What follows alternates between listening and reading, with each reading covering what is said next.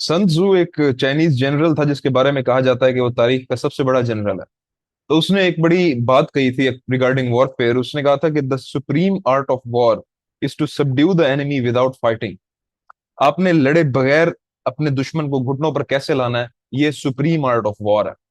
इस चीज को समझने के लिए उसने एक किताब लिखी, द आर्ट ऑफ वॉर जिसे कहते हैं, जो बड़ी मशहूर किताब भी है।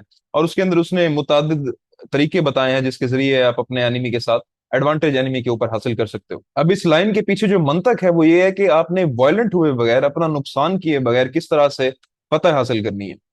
9 मई को जो पीटीआई राइटर्स ने किया इन एट द को कमांडर्स हाउस, और जो भी डीएचए के अंदर और लाहौर के अंदर जो कुछ भी हुआ, वो मेरे नजदीक एक फेलियर था on part of PTI as a whole.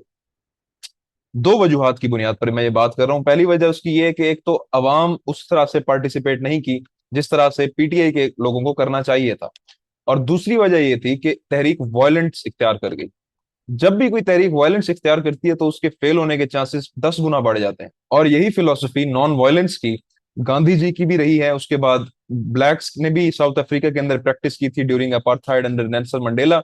और मार्टिन लूथर किंग की भी लाइफ में से हमें एग्जांपल्स मिलती हैं जहां पर उन्होंने नॉन वायलेंस मूवमेंट के जरिए अपने गोल्स अचीव करने की कोशिश की थी। अब जो आइडिया गांधी से हमें मिलता है नॉन वायलेंस का, वो संस्कृत का एक लफ्ज है अहिंसा। और अहिंसा बेसिकली नॉन वायलेंस को ही कहते हैं। उसका लिटरल मीनिंग कोई और है, लेकिन उसका जो आइडिया है it is basically about non violence. और वो ये हमें बताते हैं, गांधी जी हमें ये कहते हैं कि यार आपने जो गोल्स अपने अचीव करने हैं उनको नॉन वायलेंस से अचीव करोगे तो उसको लॉन्ग टर्म इम्पैक्ट ज्यादा रहेगा। रादर अगर वो वायलेंस इख्तियार कर जाती है, आपकी कोई भी मूवमेंट है, आपकी कॉज है, तो वो नुकसानदेह इस वजह से है कि वो टेम्परेरीली तो आपको बेनिफिट शायद कर जाए, हो सकता है कि वो फेल भी कर जाए। लेकिन अगर टेम्परेरीली आपको बेनिफिट भी करती है तो लॉन्ग रन में उसका इम्पैक्ट आपके हमेशा अगेंस्ट जाएगा। और फिर स्टडीज हमें इसी तरह ही शो करती हैं कि जो नॉन वायलेंट मूवमेंट्स होती हैं, नॉन वायलेंट कॉजेज होती हैं, जो तरीका जिसके अंदर नॉन वायलेंस हो, वो ज्यादा कामयाब होता है as compare to violence. Harvard University के कैनेडी स्कूल के एक प्रोफेसर हैं, एरिका चेनोवेथ। उन्होंने एक किताब लिखी है जिसका नाम है why civil resistance works, the strategic logic of non violent conflict. इस किताब के अंदर उन्होंने सन 1900 से लेकर 2006 तक बहुत सारी जो मूवमेंट्स हैं, चाहे वो वायलेंट है या नॉन वायलेंट है, उनको स्टडी किया। उसके बाद 160 वेरिएबल्स यानी ऐसे पैरामीटर्स के अगेंस्ट उन्हें मेजर किया कि वो सक्सेसफुल थी या नहीं थी, based on 160 parameters and variables.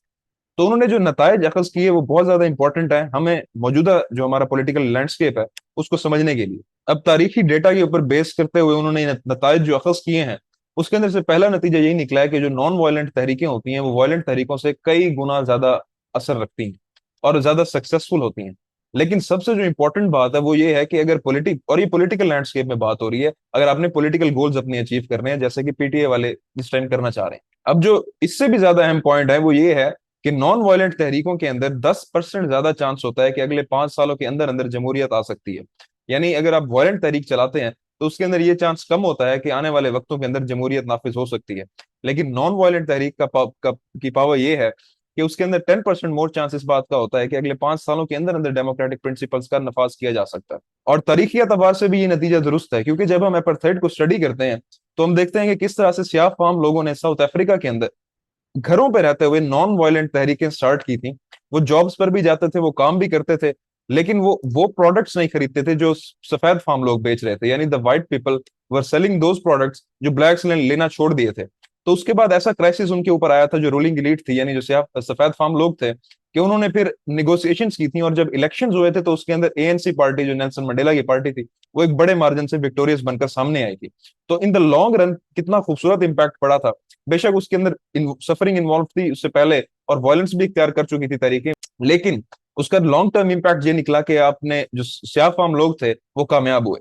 तो इन चीजों को मद्देनजर रखते हुए अगर पीटीआई के वर्कर्स या राइटर्स जो थे वो 9 मई को एक पीसफुल प्रोटेस्ट करते, एहतजाज करते, धरना देकर बैठ जाते, एक तो इसके कई फायदे थे। पहला फायदा ये था कि एक्टिव पार्टिसिपेशन बढ़ जाती है आवाम की, क्योंकि जहां पर आवाम वायलेंस देखती है तो वो एक्टिवली पार्टिसिपेट करने से डरती है।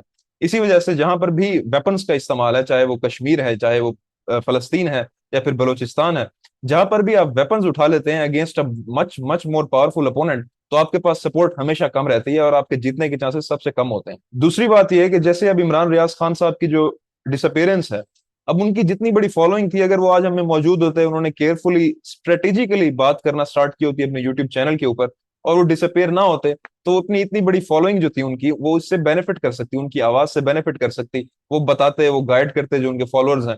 लेकिन अगर वो डिसअपेयर कर दिए गए हैं तो उससे किसका फायदा हुआ है? इसी तरह जो सेन वॉइसेस होती हैं उन्हें हमेशा ये चाहिए होता है कि वो नॉन वायलेंस प्रीच करें, चाहे इसका फायदा आपको शॉर्ट टर्म में, लॉन्ग टर्म में नजर आता है या नहीं आता।